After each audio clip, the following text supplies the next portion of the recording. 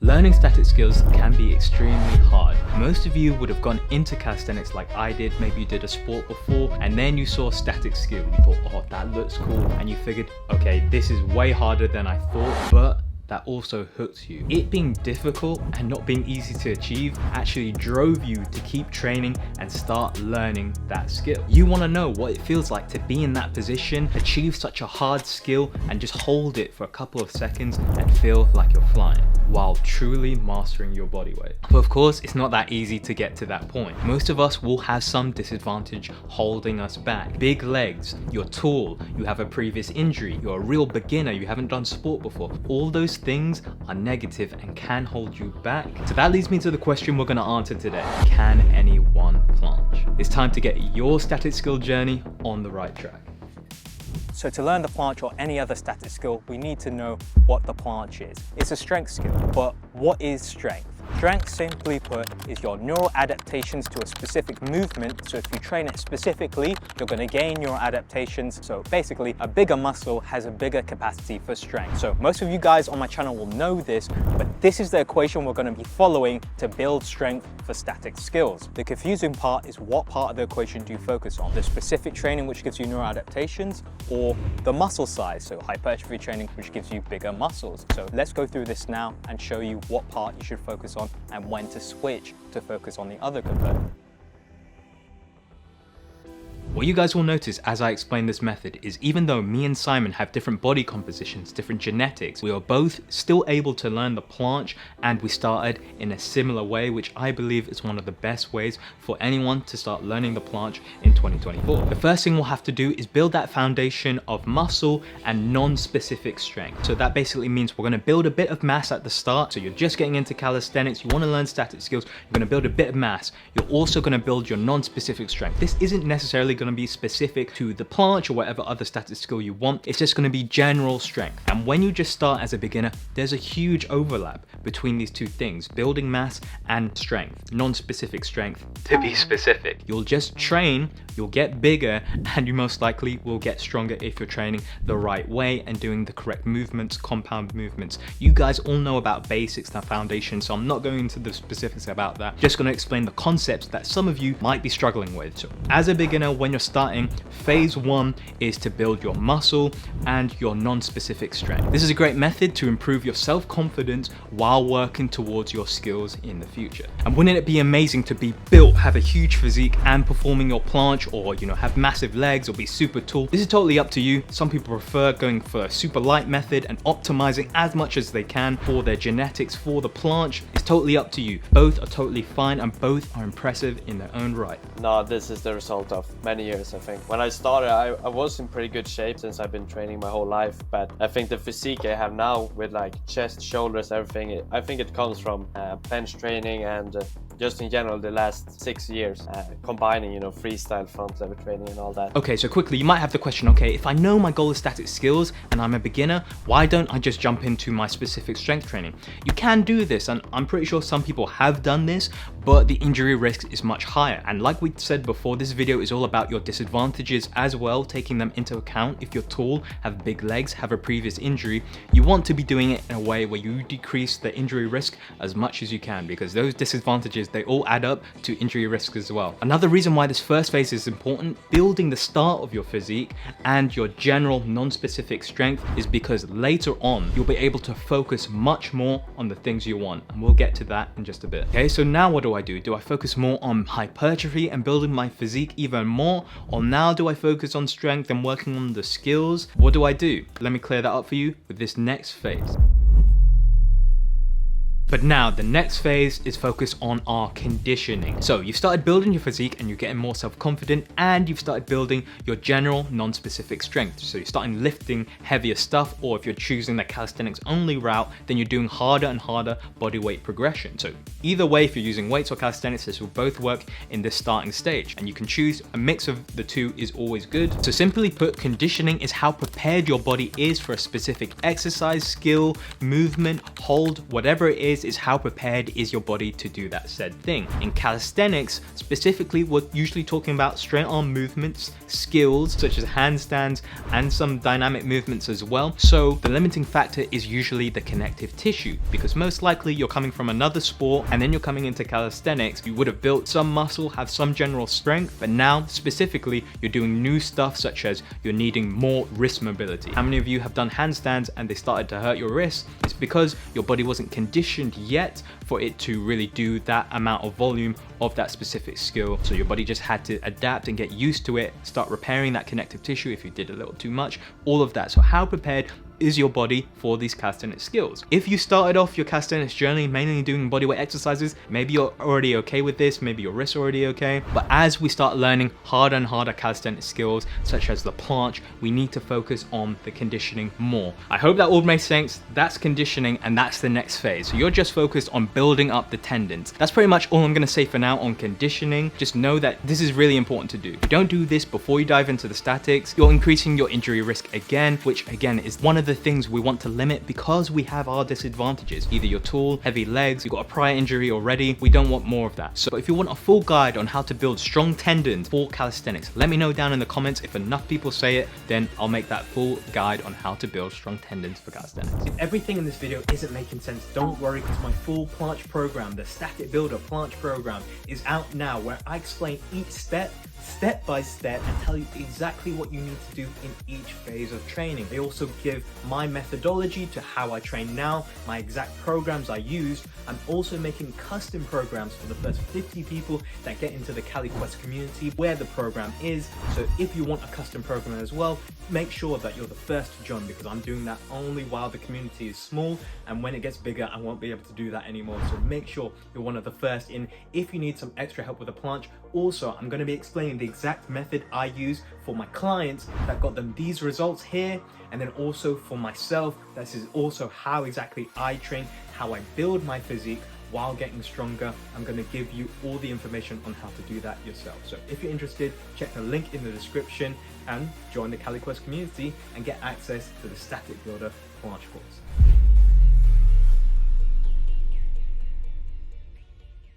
Okay, so phase 3 split into 3 different parts, but the age-old question is, okay, are we focusing on building our physique more or the specific strength? Common theme for this video is we're working on both, but I want you to do it in this specific ways. Step 1 of phase 3 is to do 20% of your workout specific training for the skills you want to learn, and then 80% of your workout is hypertrophy training. So this is going to be heavy lifts, compound lifts if you're training at the gym, all that good stuff that you know builds massive physiques, that bodybuilders do, that most strength disciplines do. That's what you need to be doing if you haven't been doing those already, and you need to be doing them weighted now, because we want to be pushing our physique even more. We're no longer beginner, we're probably intermediate to advanced depending on where you are, and you know it gets harder to get gains as you get further and further into your years of training. So we need to be pushing the limits using progressive overload, another strength principle and principle most people should follow just in general for strength and hypertrophy. And that's why we're spending only 20% on the static skills at this stage, because you're not fully ready to be doing full static skill workouts, because you probably still need to work on your conditioning. But 80% of that workout is going to be focused on just the general hypertrophy, building your physique even more, because remember, we do have our disadvantages. We don't want to be pushing the specific training too much, because as a tall person or heavy person,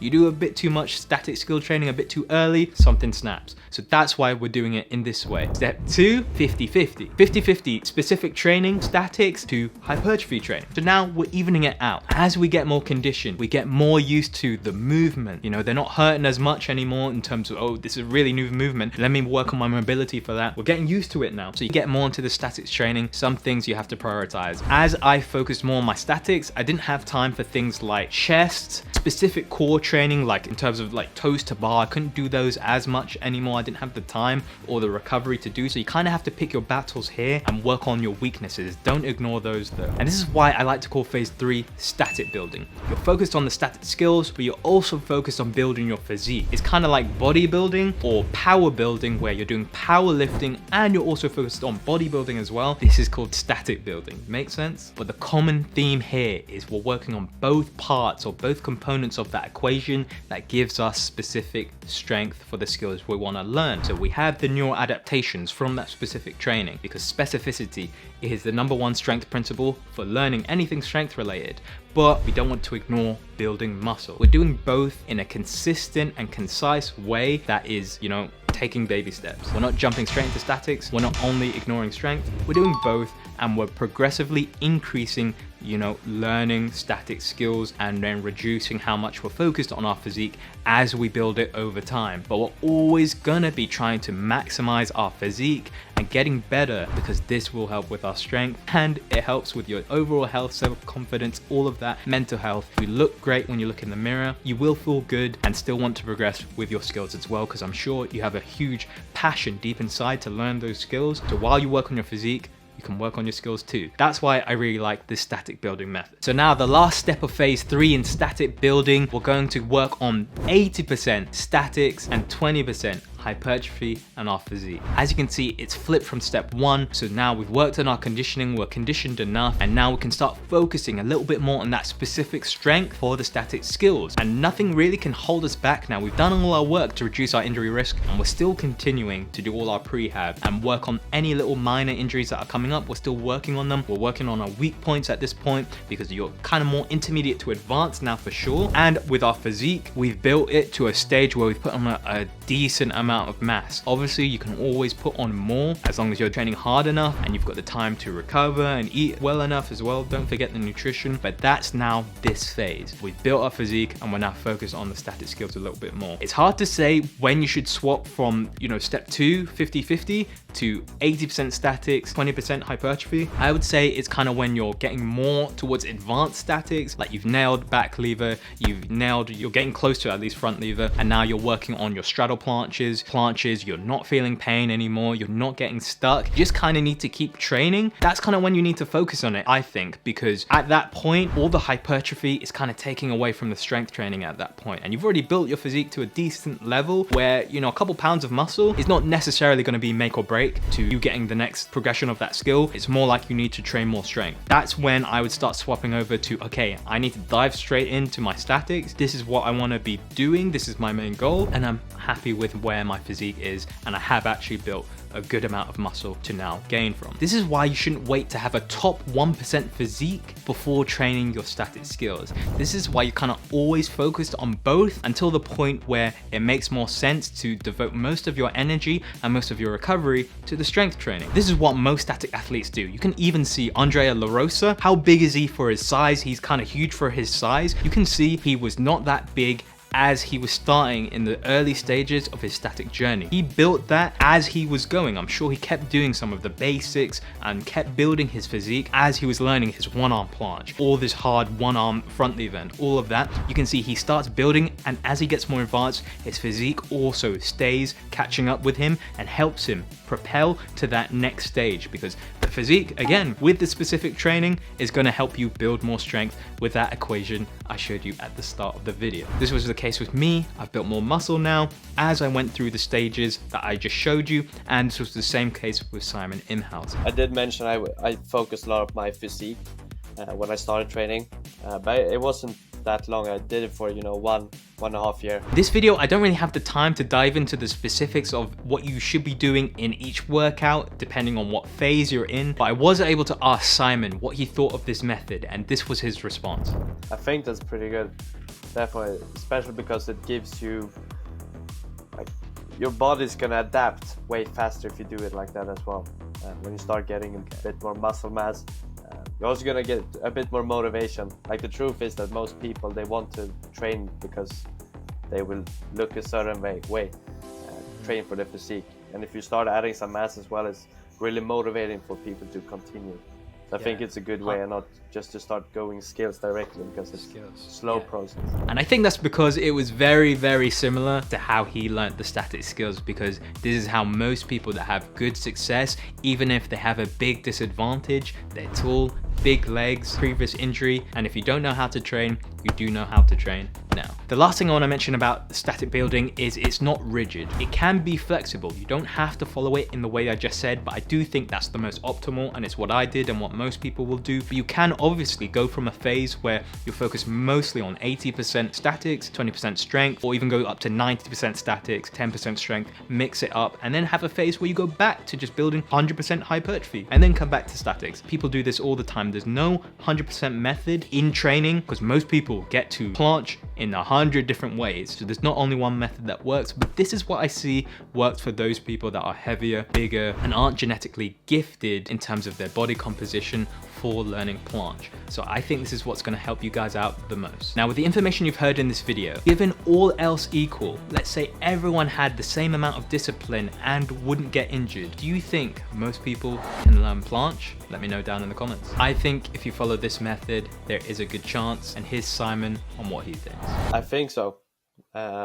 I definitely think so. Lastly guys, let me know what you think of this new type of video, this kind of style. Was it enjoyable? If it was, leave a like or a comment so I know that the style of video you guys actually want. And also, thank you so much for the support on the previous video. I felt like that was the most important video I have ever made, even before posting it, and seeing how well it's done, it's really kind of reinforced how I feel about calisthenics, and I'm glad the community kind of had my back with that one. Thank you so much for the support with that. I'm going to be pushing even more high quality content because I think there are some things some people aren't saying online that still need to be said. So with that said, thank you guys for watching this video, and I'll see you guys in the next one.